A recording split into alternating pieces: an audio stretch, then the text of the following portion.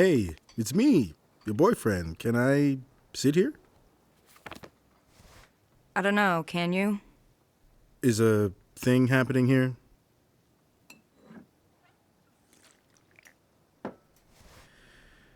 A thing is happening here. I was thinking, there are two kinds of people. Those who had a good time in school and those who didn't. And how that kind of defines your entire life. Because school never really ends in terms of social structures. You're still just walking around the cafeteria, trying to find a table, consequently defined by where you sit. I went to about 5 different schools as a kid. I think I just ate lunch in the library with my imaginary friends half the time. If that's what you're wondering. Oh, so did I. Just another decade of my life that I've blocked out. And I figured that about you. I mean, that's your whole appeal to me. We clearly have some huge ideological differences, but I know for a fact that if this was school, we'd both be at the weird table. And I mean that as a compliment. But is that enough? Is what enough? Being fundamentally the same? Are we the same? We both think I'm unusually handsome, so yes?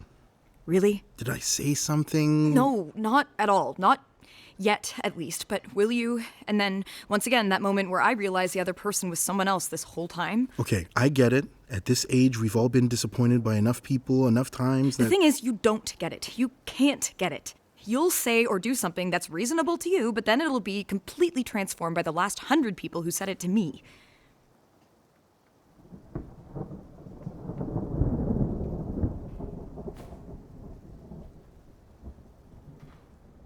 We aren't the same. I mean, we both know that. What we want, how we get it, how we talk, what we talk about. So what? You've been reading back through my Facebook posts or something?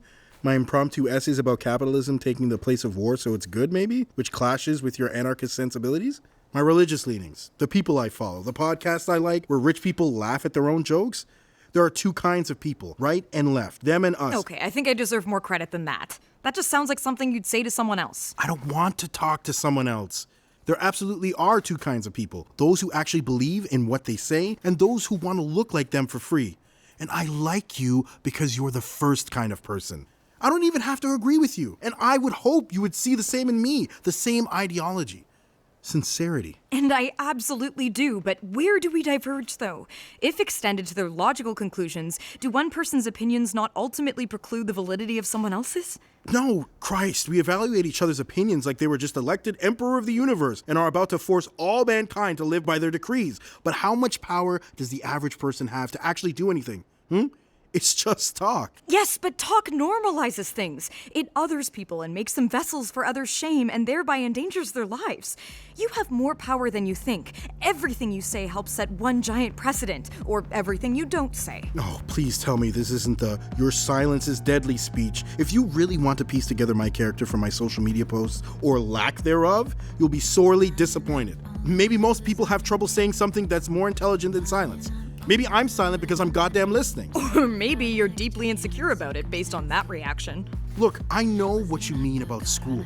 I remember being a kid when there was no political spectrum to label people with, and everyone was just who they were, and you could be friends with anyone. And maybe that was the right way to go about things, but it still ended with people all at different tables just to absolutely beat that metaphor to death. Yes, but there were more than 2 fucking tables. It was something, at least. And then the real world, where if you're not one of us, you're one of them, and us is just anyone who reminds you of yourself, and them is everyone fucking else. And then it even infects the discourse on a personal level, because here we are, arguing about it, even though I very specifically don't want to, but I can't get past it. I agree! I'm tired of this garbage narrative about how both sides need to understand each other, and then the two sides in question are imaginary at best. I never believed in ideology. The universe is way the hell too big for that. But all week, I get labeled with something or other so people can decide they already know what I think. So it makes them feel better about wasting their finite existence on everything except thinking. Just walking around, taking orders. Sorry, we need another minute. There actually are 2 kinds of people, though. Us and extremists. And the more we fight with each other, the more they can pretend like they're normal. But I am not an extremist, surprisingly, and I hope you aren't either. You know I'm not. But who are you? A guy who goes to strip clubs but still won't post a selfie with me because, like everyone else, you like sex but project your shame about it onto the people who do it for a living. You fuck, but you won't say fuck. And, like all people through history, you place the responsibility for change on us because there are fewer of us. God damn it, this is the most intelligent conversation I've ever had. So conflicted. That's a logical fallacy, though. There are fewer of you, therefore you're right. And I mean, I get it, it's certainly plausible that that's the case, but I don't want to be afraid to take selfies with you. It's the same forces you're talking about that infect everything. Everyone's afraid to look like one of them. I know you're not posting about me either. Do you understand how hard it is for me to trust people? How even the most promising thing has to get vetted to fucking death because I can't take being disappointed on the level of you turning out to want to control my body, or help me get a real job, or use violence as a first resort, or be afraid to be seen with me, or anything else that's just the cultural norm.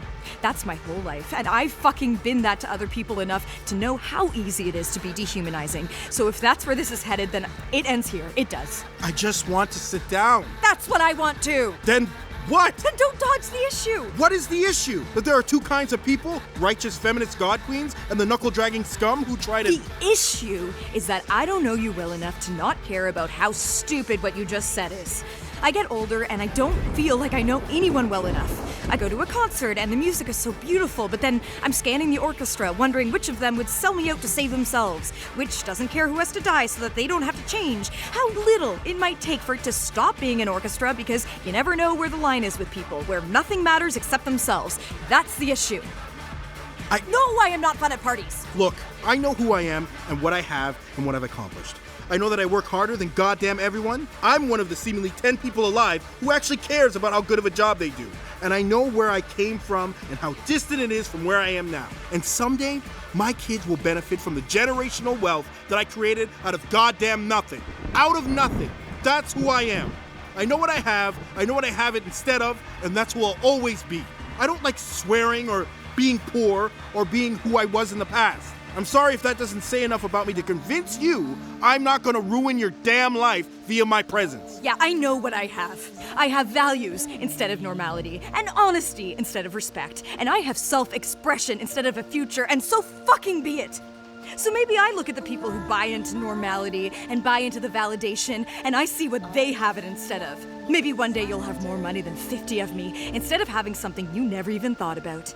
And maybe, like every other person in a suit, you fantasize about being with someone like me so you can occupy the same space as someone who aspires to the things you gave up on as soon as the peer pressure was too much. You think I haven't been hit on by that person about 10,000 fucking times? Maybe I fantasize about being with someone with actual values and integrity and self-expression. Is that your big gotcha moment? Well, yeah, I'll admit it. Guilty. The suit guy's terrible secret revealed. He likes you. Sorry, I didn't have anything prepared for you agreeing with that. I'm not trying to teach you a lesson here. You could be wrong all week and still be more alive than most people. I get it. We've all spent our lives in a world where everyone's so full of it they'll pretend to care about things in a way that's somehow worse than not caring at all. But not everyone is as terrible and compromised as you imply. I hate this. I hate it.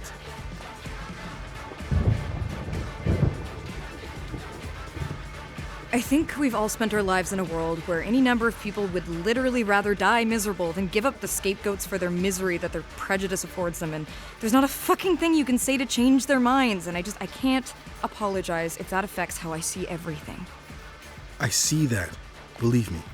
I can apologize that I've been doing the whole thing where I'm fine with strip clubs, but somehow I'm uncomfortable dating a stripper, hating the player, but not the game. It's wrong, and I'm sorry. And I'm sure it's not even in the top 1,000 things that people have done to disappoint you. I'm just asking for more than the half a chance you're giving me. I don't expect it, but I could do a lot with it, Joan. It is in the top 1,000, Brian.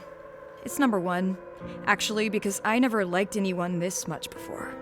I never intersected with someone from the same planet as me before. I never got mad at someone for their potential to deny me their own presence, whatever the word for that is. Impotent rage of the universe, I think. Well, thanks, I hate it. Me too. And right now, I believe you. But What's the word for when you genuinely mean something in the moment, but then a couple of days later you revert to some default mindset? All I can say is right now, I've never wanted anything more than how much I want to get past our differences. I don't think there even are differences. I think there has to be some way to come to terms with this whole needless bisection of society thing without losing what we have. Well said. I think the short version is that as people, we blame each other for the ways in which society as a whole has failed us. Really well said. And you can sure as hell get past the idea that you're dating a stripper. You're dating me. And I'm this, and I have these opinions, and I don't strip, I dance. So come by the club next week and I'll show you what you've been missing. I will. I look forward to seeing that. Then hopefully it's at least comparable to what I was missing when I wasn't dating you. Because you always fantasized about occupying the same space as an uptight, money-liking suit guy who can teach you about the world of not having values? Ha, but no. Because I always had it in my head that there were two kinds of people. Me and everyone else. Yeah. And then we met, and it wasn't true anymore, and I just can't risk it being true again. Then is anyone sitting here? Or... Go for it.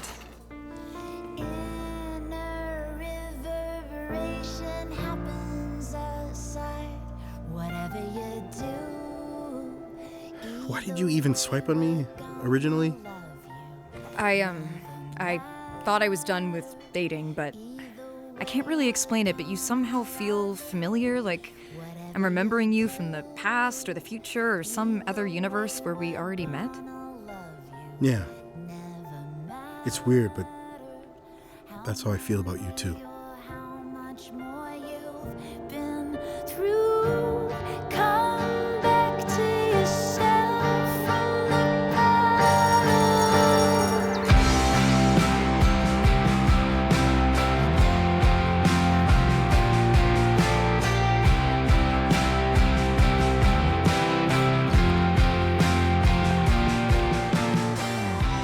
Hi, can I sit here? Yeah, for sure.